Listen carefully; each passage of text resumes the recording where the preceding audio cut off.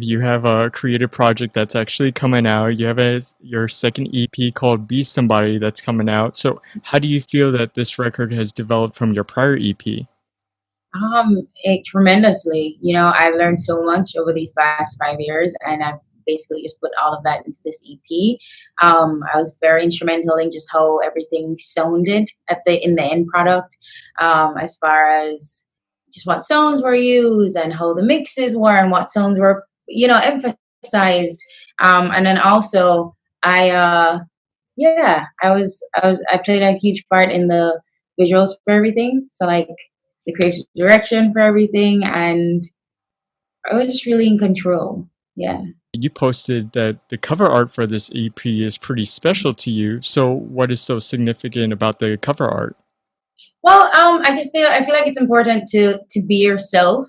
And the EPB somebody for me is just literally me embracing every expressive, creative function of me, of Savannah. And yeah, I kind of used the art category classicism, which is, it's usually you see a lot of, light skinned white persons occupying that space. So I kind of just wanted to, I don't know, insert myself into that space and celebrate who I am in that space in a way, as a statement to say that I'll be celebrating myself in every space, regardless of what people think and how they feel. Mhm.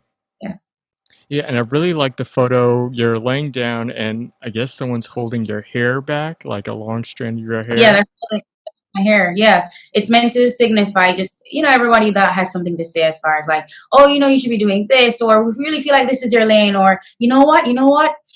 Do more songs like with Too Shy. That's it. You know what I mean? Or just even things that get a little bit more dark than that, as far as like launching, like, comments against me for how I speak or how I look, my skin color, and everything like that. And me just kind of daring to pursue my goals all the same and pursue my dreams in the way that I want to, Yeah. you know? So yeah, that's what the hands are there for. It was actually my brother's hands. He was on set that day, and I was like, "You hold my hair," and he did it. So And you've been working with Protoje on this record. So, what do you feel is the best advice that he's given to you to help you throughout your musical career? I think honestly, it's nothing that he's really said so much as what he's done. I Mhm. think he's led by example as far as like keeping. How do I even? What's the word? What are the words? He kept going despite the odds, Mhm. right? He just kept pursuing music because he believed in it so much. Um, yeah, he just kept pursuing it, and that for me, just it's that speaks volumes for me, right? Because Yeah. it took him a while to get his first big single, and then another while to get different goals ticked off the list as far as like the career in Mhm. his career in music. And yeah, that for me was just it's incredibly inspirational to watch and be a part of, and to just see him pour all of himself into a thing. And it's you can only hope to emulate. You recently came out with the music video, so If You Only Knew, which is I love the song. It's a beautiful song, and not only it's in a beautiful song, but it's an amazing music video that you filmed in Senegal. So, what made you want to film there? So I ended up in Senegal last year, December, because I was working on a project. Mhm. I was going to be a assistant director on the final film in a series called The Just and the Blind, which was exploring in that film, how racism shows up in an African country, Mhm. right? Previous films explored it for America and then also the diaspora, because the other one was filmed in Jamaica. Long story short, though, I had some time at the end of that trip, and I was listening to If You Only Knew on repeat. And then the director who was there with me, Yoram, he was just like, "Why don't we do a video?" So Yeah. I was just like, "Yeah, I could do a video." And then just end up doing a video, bought the headscarves in a market in Senegal, and yeah, we just wrote a rough storyboard and shot it. Yeah. Yeah. The water scenes that you see in the video though are shot in Jamaica, so Oh, it's a okay. bit of most Senegal and then 10% Oh, Jamaica. okay. Nice. Yeah, it's an amazing video, and I love it, and I mean, I love the song. I have the I mean, you mentioned you have the song on repeat, and funny thing is I have it on repeat all day, every day, especially when I'm at the beach, I listen to it all day, and I'm just curious because I know you write your own music, so and since this is pretty like your lead, single right now, so what made you wanna or what made you wanna write that song? I was in love. I was in love, and we were long distance, and I kind of just wanted to write a song reassuring him, without really saying those words to him. You know what I mean? It was Yeah. just kind of just my feelings at the time. I'll go far for you because I had to travel miles. I had to take a plane. But yeah. So I mean, the song did evolve in its meaning, though. Having shot it in Africa and being in that space and seeing people around me all the time that looked exactly like me, Mhm.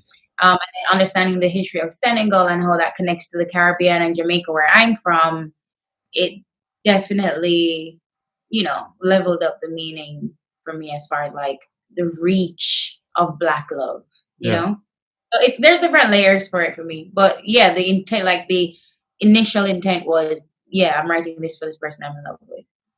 It's a perfect song for this time, especially since a lot of people are doing social distancing, especially from their loved ones. So I think that's a perfect song for them to listen to. You're also an actress and have been you mentioned being an assistant director.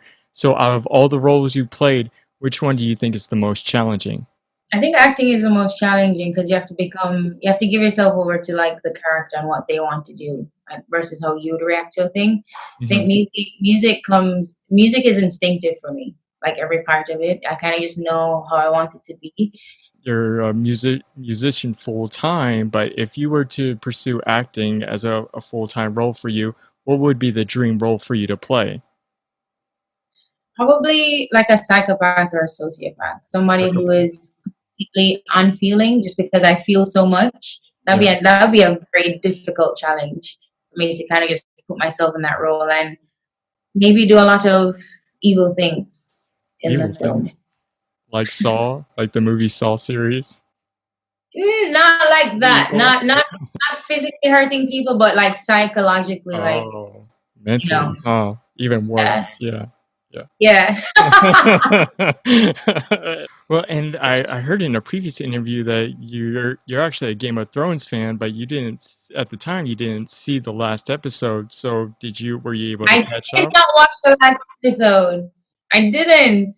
I Mm. heard it was disappointing, and I didn't want to be disappointed. So I didn't watch the last. I didn't watch the last two episodes. I think.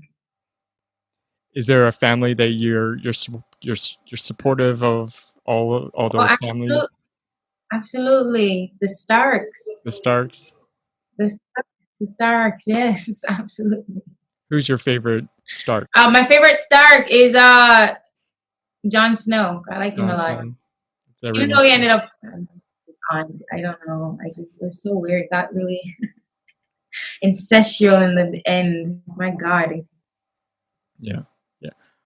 We're at a recurring segment in this podcast called Name Your Bio. So, since if you could have an autobiography about your life, what would it be called and why?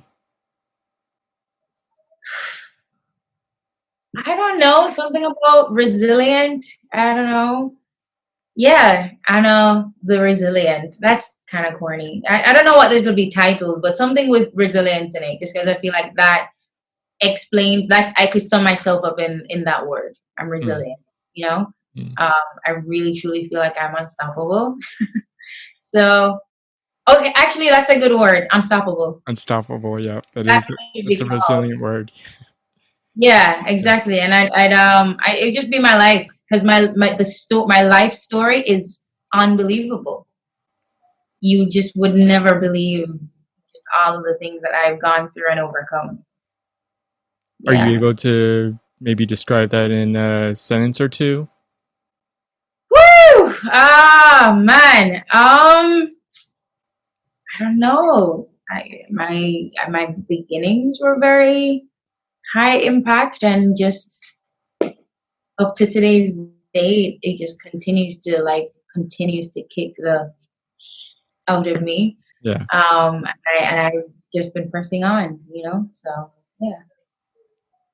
I can't wait to read that book. So I'm going to write it for sure. yeah, socials will be in the episode notes. But for our listeners, definitely catch that EP. I was honored to enough to get a chance to listen to it, and you know, What did you think?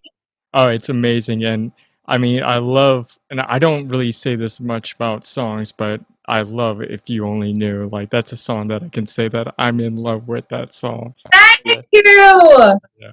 Thank you. That means a lot to me. Thank you. I appreciate that.